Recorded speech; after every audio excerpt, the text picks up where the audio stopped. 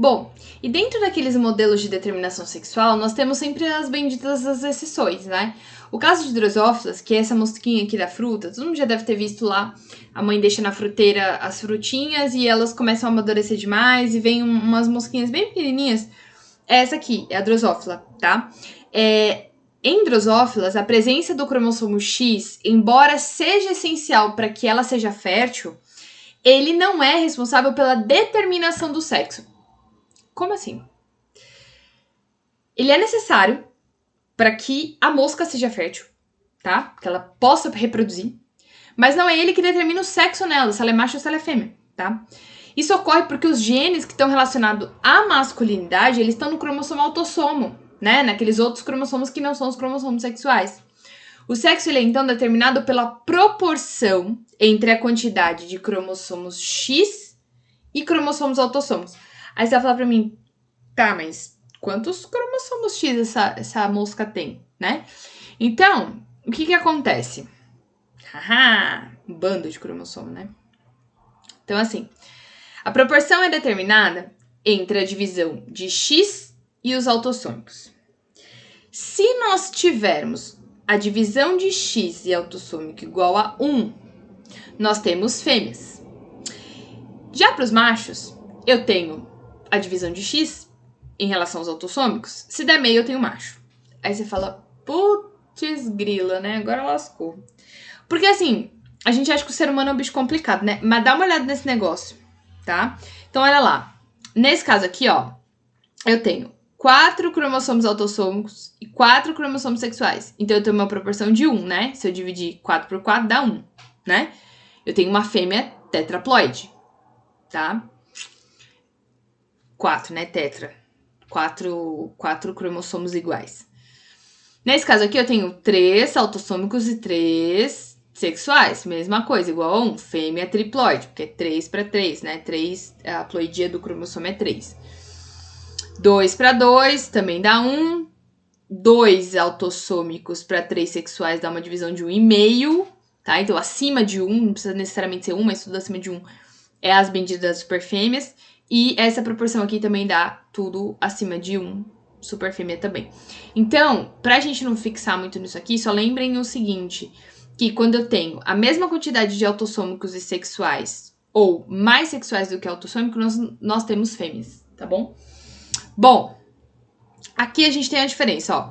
3 autossômicos para 2 sexuais, macho porque deu 0,6. 4 autossômicos para 3 sexuais, macho porque deu 0,75, né? Macho, intersexo, né? Vai considerar meio que um macho, tá? É meio difícil a relação aqui entre macho e fêmea quando a gente pensa nesse tipo de grupo, tá? De espécie. 2, né? Dividido por 1 aqui. A gente tem, 1 dividido para 2, não 2 para 1, né? 1 dividido para 2 eu tenho meio macho. 2 dividido para 4 eu tenho meio macho tetraploide.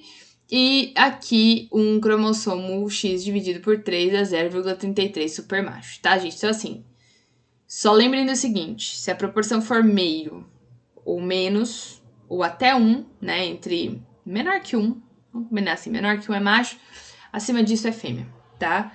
Obviamente, isso aqui raramente é muito cobrado de vocês, tá? Mas, enfim, o livro trouxe e a gente traz também. Uma outra relação que a gente tem é a determinação por haplodiploidismo, tá? Trava-língua.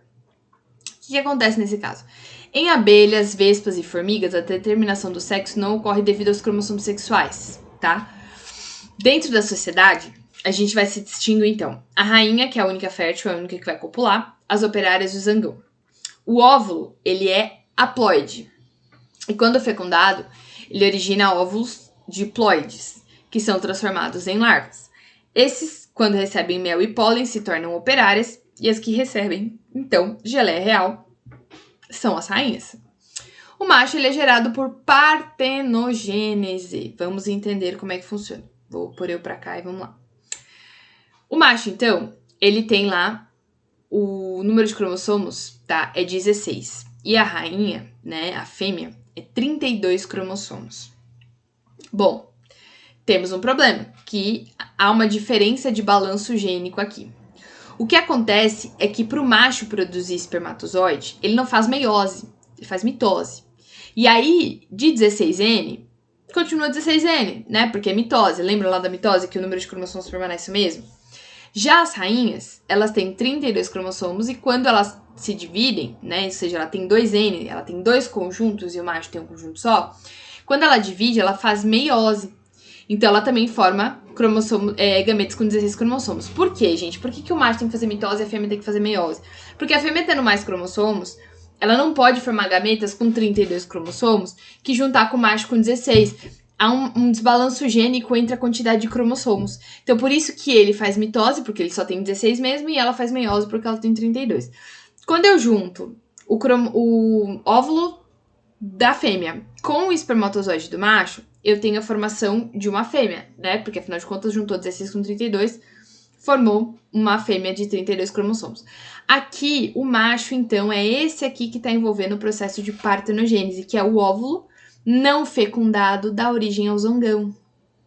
Então, na verdade, o que está acontecendo? As fêmeas, elas são originadas pelo processo de fecundação normal, tá? Que é óvulo e espermatozoide.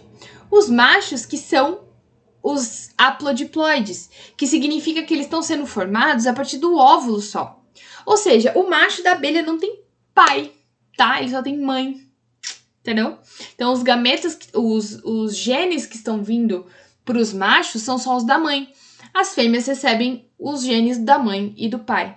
Então, a determinação sexual nesse grupo vai ser pelo mecanismo de haplodiploidismo. Tudo bem? Bom, então, nesse caso, voltando para cá, o ovo, né, o óvulo, quando ele não é fecundado, ele gera o zangão. Quando ele é fecundado e tratado com geleia real, ele se torna rainha. Quando ele é tratado com geleia de operária, que é mel e pólen, ele vira uma operária. Tudo bem? Bom, responda a pergunta abaixo e nós voltamos no próximo vídeo.